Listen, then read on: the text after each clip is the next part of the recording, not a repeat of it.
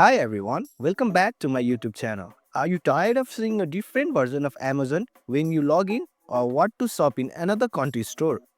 In today's video, I will show you how to change your homepage setting on Amazon by updating your region, language and preference. Let's dive in. Let's begin from the home screen of our mobile phone.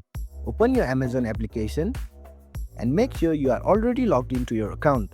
Then tap onto your profile icon at the down bar of your screen. Here, you will see a country or a flag icon, depending on your current region settings. Click on it to change country or region settings. In the pop-up menu, you see an option to select your preferred country or region. For example, you can switch from Amazon US to Amazon UK or Australia. Select your desired region and the page will load with new settings. You can also change the language of your preferred choice.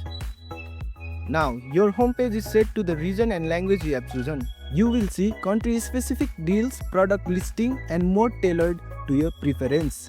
And that's it. Changing your homepage setting on Amazon is quick and easy, and it makes shopping much more convenient. If you found this video helpful, don't forget to hit like and subscribe. Thanks again for watching, and I will catch you in the next one.